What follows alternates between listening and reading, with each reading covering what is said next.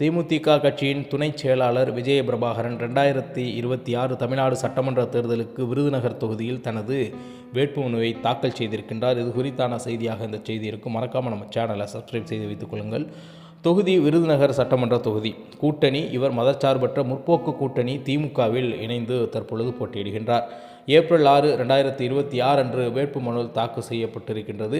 வேட்புமனு தாக்கலின் போது விருதுநகர் வட்டாட்சியர் அலுவலகம் அருகே திமுக மற்றும் அதிமுக தொண்டர்களிடையே சிறிய தள்ளுமுள்ளு ஏற்பட்டதாக செய்திகள் வெளியாகி இருக்கின்றன. அவரது வேட்புமனுவில் குறிப்பிட்டுள்ள சொத்து விவரங்களின்படி விஜய பிரபாகரின் மொத்த சொத்து மதிப்பு சுமார் 73 கோடி ரூபாய் என குறிப்பிடப்பட்டிருக்கின்றது. மேலும் அவருடைய அந்த பட்டியல் மொத்த சொத்து மதிப்பு 73 என்றும் கடன் அவருக்கு 41 கோடி ரூபாய் இருப்பதாகவும் குறிப்பிடப்பட்டிருக்கின்றது. கேப்டன் மீடியா நிறுவனத்தின் சுமார் 45 லட்சம் மதிப்பிலான பங்குகள் உட்பட கேப்டன் ஃபார்ம்ஸ் மற்றும் விபிஎஸ் ஸ்போர்ட்ஸ் போன்ற நிறுவனங்களில் பங்குகளை விஜய பிரபாகரன் அவர்கள் வைத்திருப்பதாக அந்த சொத்து மற்றும் நிதி விவரங்களில் குறிப்பிடப்பட்டிருக்கின்றது.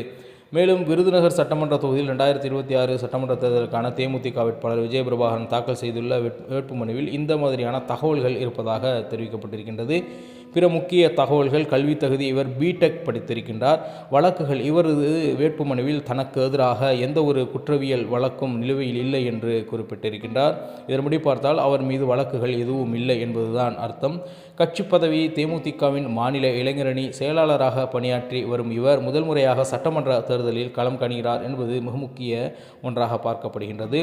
அரசியல் கூட்டணி: திமுக தலைமையிலான மதச்சார்பற்ற முற்போக்கு கூட்டணியின் சார்பில் முரசு சின்னத்தில் நம்ம கேப்டன் அவர்களுடைய மகன் போட்டியிடுவதாக செய்திகள் வெளியாகி இருக்கின்றது. வேட்புமனு தாக்கலின் போது அமைச்சர் தங்கம் தென்னரசு உடன் வந்திருந்தார். இந்த தேர்தலில் விஜய பிரபாகரன், அதிமுக வேட்பாளர் விஜி கணேசன் மற்றும் தமிழக வெற்றி கழகத்தை சார்ந்தவர்களும் போட்டியிடுகின்றார்கள். மேலும் நாம் தமிழர் கட்சியை சார்ந்தவர்களும் இந்த தேர்தலில் போட்டியிடுகின்றார்கள் இவரை எதிர்த்து என்பது குறிப்பிடத்தகுந்த ஒரு செய்தியாக இருக்கின்றது.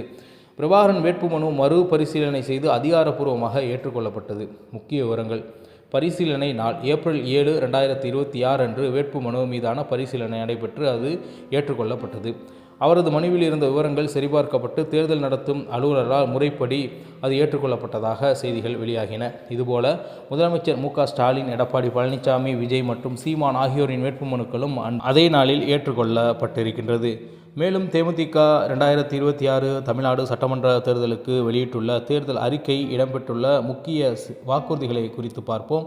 முக்கிய வாக்குறுதிகள்: பொருளாதார உதவி, ஏழை எளிய மக்களுக்கு பயனளிக்கும் வகையில் பல்வேறு நலத்திட்டங்கள் அறிவிக்கப்பட்டுள்ளன. வேலைவாய்ப்பு: இளைஞர்களுக்கு அதிக அளவில் அரசு மற்றும் தனியார் துறைகளில் வேலைவாய்ப்பு உருவாக்க முன்னுரிமை அளிக்கப்படும் என தெரிவிக்கப்பட்டிருக்கின்றது.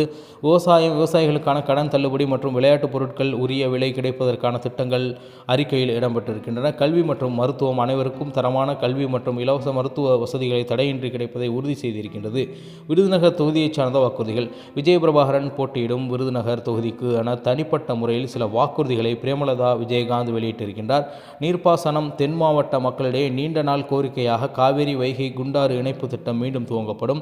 தொழில் வளர்ச்சி: பகுதியில் உள்ள தீப்பெட்டி மற்றும் பட்டாசு தொழிலாளர்களின் வாழ்வாதாரத்தை மேம்படுத்த தனி வாரியம் அமைக்கப்படும் என்று பிரேமலதா விஜயகாந்த் தங்களுடைய தேர்தல் அறிக்கையில் குறிப்பிட்டிருக்கின்றார். தற்போது 2026 தேர்தலில் தேமுதிக திமுக தலைமையிலான கூட்டணியில் இணைந்து போட்டியிடுவது என்பது குறிப்பிடத்தகுந்த ஒரு செய்தியாக இருக்கின்றது. ஒட்டுமொத்தத்தில் விஜய பிரபாகரன் அவர்களுடைய வேட்புமனு ஏற்றுக்கொள்ளப்பட்டதை தொடர்ந்து நிச்சயமாக எப்படி வேட்புமனு ஏற்றுக்கொள்ளப்பட்டு வெற்றிகரமான செய்தி வெளியே வந்ததோ அதுபோன்று அவருடைய வெற்றி செய்தியும் வெளியே வரும் என்பதை எதிர்பார்த்து மே 4 வரை காத்திருக்க வேண்டும் என்பதை கூறிக்கொண்டு இதுபோன்ற அரசியல் காணொளிகளுக்கு நமது வலையொலியுடன் இணைந்திருங்கள் என்பதை கூறிக்கொண்டு மீண்டும் உள்ளதொரு காணொலி உங்களை சந்திக்கின்றேன். அதுவரை உங்களிடமிருந்து பெறுவது உங்கள் தமிழா செய்திகள். நன்றி, வணக்கம்.